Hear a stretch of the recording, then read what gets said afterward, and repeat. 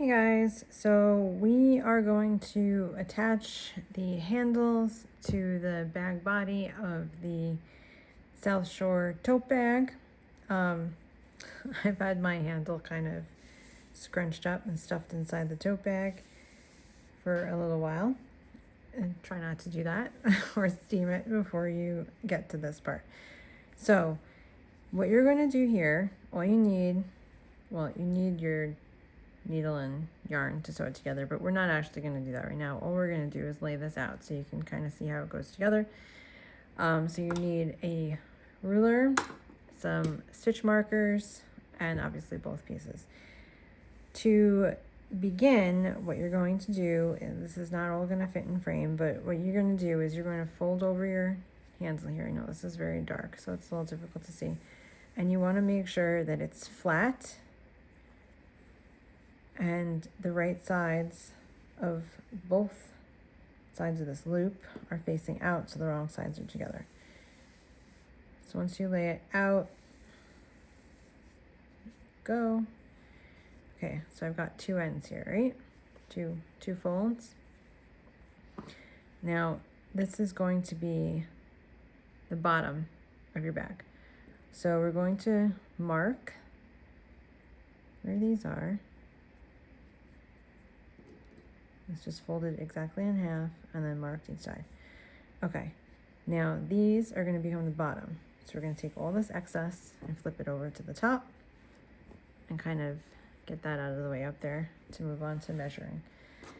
So now with your ruler, it doesn't matter what size your bag came out.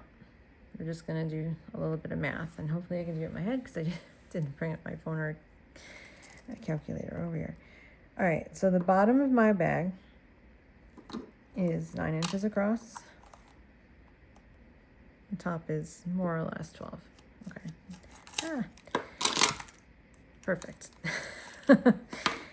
So we'll go with the 9 inches first. On the bottom here, the top is going to be divided into fourths. So I think I said that was 12.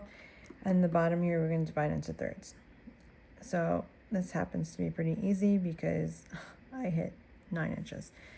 So we got 3, 3, and 3, right? So you got 3 sections at 3 inches, 6 inches, and 9 inches. If your bag is a different size than 9 inches at the bottom, whatever that number is, divide it by 3.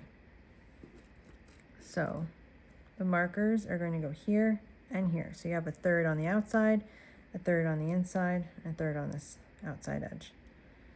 So I'm going to take a stitch marker. I'm not going to lock it because I'm going to want to take it off. There and here.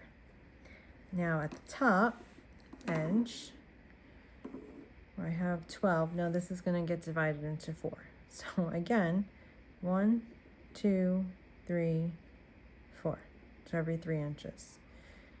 Now you're going to have a quarter on the outside, a quarter on the outside, and then the other half is in the middle.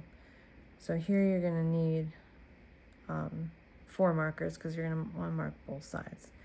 So we've got at the 3-inch mark on both sides of the bag. This is, make sure you actually line this up with each other, and then you don't have to actually move the bag and flip it to the other side.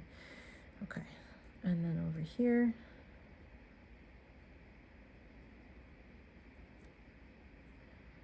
and on the back side. Okay, so there's your math out of the way. Now we've got these pieces, right, with your stitch markers. These stitch markers are going to get lined up to these stitch markers. Make sure the right side, or the wrong side if you prefer it, but the right side is facing out on both pieces here. Again, it's dark, so it's hard to see. And what you're going to do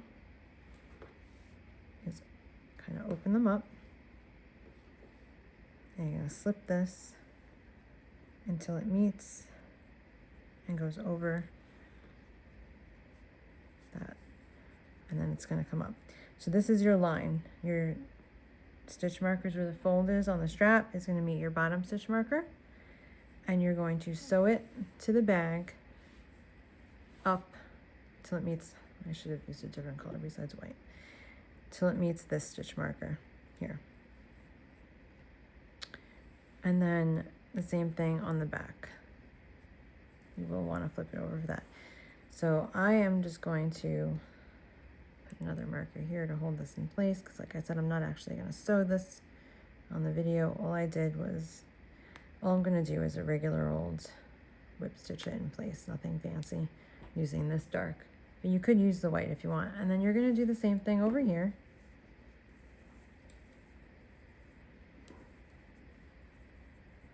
So that this marker is nicely, oh, it fell off.